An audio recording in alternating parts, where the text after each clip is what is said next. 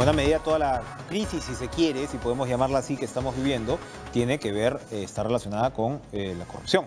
El gobierno ha presentado un proyecto de ley que crea la Autoridad Nacional de Transparencia para la lucha contra la corrupción. Para explicarlo, se encuentra con nosotros el viceministro de Justicia, Fernando Castañeda, con quien también queremos rematar conversando sobre algunos temas estos de la reforma. ¿Cómo está, viceministro? Gracias por estar con nosotros. Muchas gracias por la entrevista. A ver, ¿qué cosa es esta Autoridad Nacional de Transparencia para la lucha contra la corrupción? ¿Es una autoridad nueva? Muchas veces se dice, bueno, se crea burocracia, ¿para qué más? ¿Por qué se justifica? ¿Por qué se justifica? Porque bajo la gestión del ministro Vicente Ceballos, creemos firmemente que el mejor antídoto para prevenir y luchar contra la corrupción es propiciar transparencia y acceso a la información, ponerle luz ahí donde hay oscuridad. Esa es la idea clave.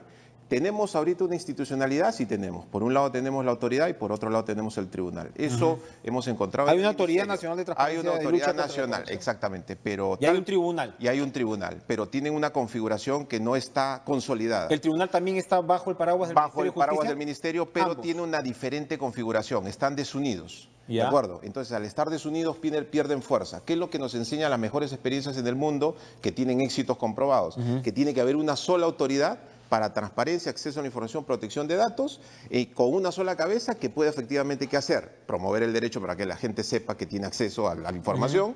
Segundo, resolver casos, en el caso de que la institución deniegue la información. Tercero, capacitar a los funcionarios. Hay cantidad de pedidos de capacitación de los funcionarios públicos para poder saber cómo interpretar y aplicar la ley y no equivocarse al momento de atender los pedidos de acceso a la información.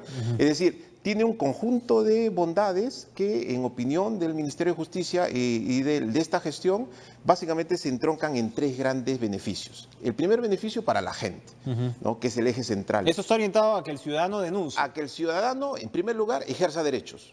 Ojo, no estamos hablando de denuncia, ¿de acuerdo? Olvidémonos de las denuncias. Ahorita estamos que la gente necesita ejercer derecho a la salud, a la educación, al trabajo, por ejemplo. Y para poder ejercer esos derechos necesita información precisa, actual, no fragmentaria. No estamos hablando de otra cosa, solamente de ejercer su derecho. Necesito acceder a un programa de salud o necesito ser reincorporado a mi centro de trabajo, etcétera, etcétera. Para eso necesito información y la información que muchas veces poseen las entidades públicas me sirve para ejercer los derechos. El segundo gran función de esta autoridad es que cada vez que un ciudadano le pide a la institución pública, cualquiera que sea, información, pone a prueba sus sistemas y sus procedimientos de ¿qué? De recepción, de celeridad, de comunicación entre las entidades de las oficinas, de sus dependencias descentralizadas, sus archivos y su conservación de la información, sus mecanismos de seguridad. Es decir, finalmente el ciudadano es una especie de auditor externo que pone a prueba los propios mecanismos y nos ayudan a nosotros, Estado, a poder mejorar nuestros procedimientos. Y tercero, lo que usted bien menciona, la lucha anticorrupción. ¿Por qué? Porque finalmente tenemos el registro de visitas, digamos, para saber quién visita las autoridades en general. Si la autoridad tiene una potencia importante de supervisión sobre ese registro, por ejemplo, va a poder generarse información útil que le va a servir a los distintos entidades que ven, digamos, temas de prevención del ¿Pero va a actuar de oficio? ¿Cómo se van a procesar los temas como usted ha dicho?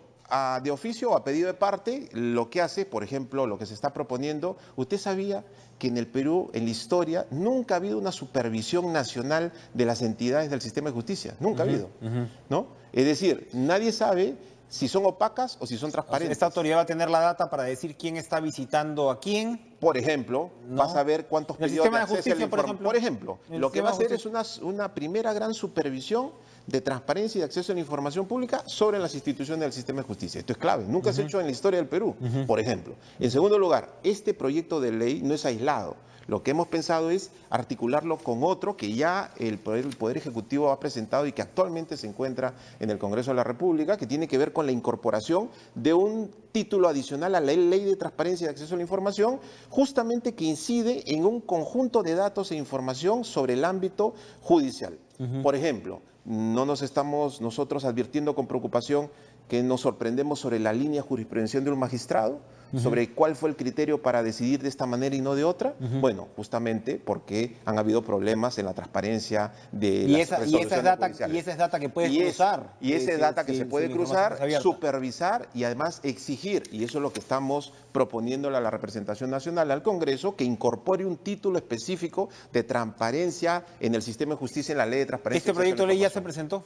Está en la parte final del Poder Ejecutivo y por eso lo estamos anunciando, porque creemos que es algo sumamente importante, que del cual todos los ciudadanos deben de conocer. Va a pasar por la Comisión de Justicia y luego por el Pleno. Esa es la idea. Exactamente, ¿no? Por eso estamos explicando los beneficios. No está dentro de los 6 proyectos de ley anunciados inicialmente por el presidente Vizcarra en el marco de la Este es un reforma. Proyecto adicional pero que va en esa línea. Y que va en esa línea de poder transparentar y de poder fortalecer la lucha anticorrupción. Oiga, ¿se está avanzando en esos proyectos de ley a los que yo estoy aludiendo? Claro, estos proyectos que Vizcarra anunció el 28 de julio y que no están dentro del referéndum porque no obedecen a una modificación constitucional.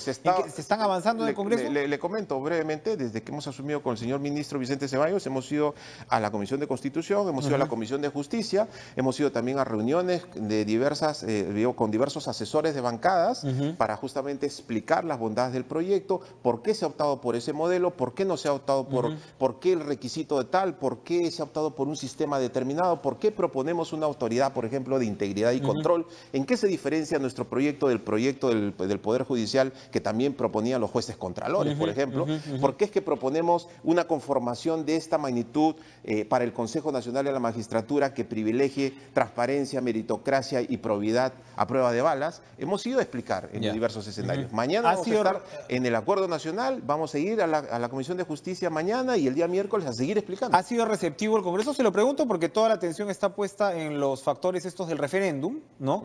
Donde solamente está incluido lo que usted menciona al CNM, pero el resto de los 6 proyectos que entiendo yo son muy importantes, no sabemos muy bien qué está pasando con ellos. Bueno, no sabemos si el Congreso está arrastrando los pies o realmente está procesando como se debe. Si podemos reformular una clasificación de los proyectos, los 6 proyectos se pueden aglutinar en 2 grandes ejes. El primer eje, lucha anticorrupción, y el segundo eje, descarga.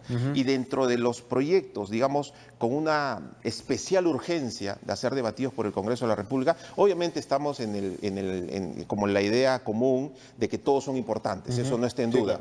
Claro. El tema es cuáles podrían ser un poquito más urgentes e importantes.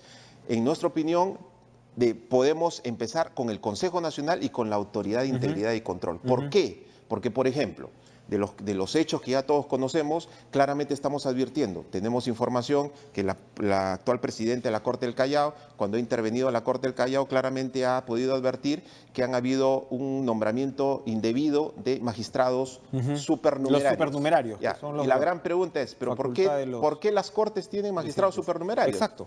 ¿Por qué?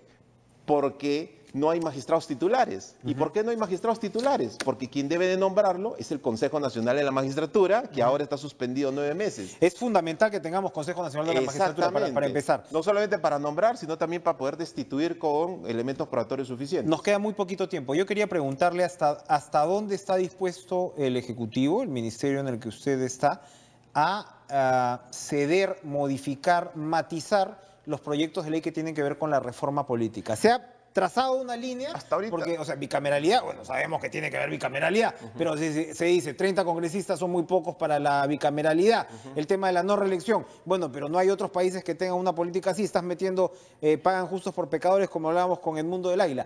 ¿Hasta dónde está dispuesto el Ejecutivo a mover esa línea? Bueno, el presidente y el señor Premier han establecido la hoja de ruta, y nosotros, por ejemplo, en el marco de la explicación que hemos hecho en el Congreso, hasta ahorita no hemos explicado los proyectos, ambos, de tanto reforma política como reforma judicial, y nos gustaría conocer, y así como hemos tenido nosotros una propuesta específica, también nos gustaría conocer cuál es el matiz o cuál es el comentario específico sobre el contenido de los proyectos. Hasta ahora no llega. Porque hasta ahora, obviamente, conocemos de comentarios muy válidos y obviamente en el marco de las discusiones para mejorar los proyectos son bienvenidos, pero sería un paso importante el poder ir avanzando a poder generar consenso sobre, por ejemplo, conocer cuáles son las propuestas adicionales.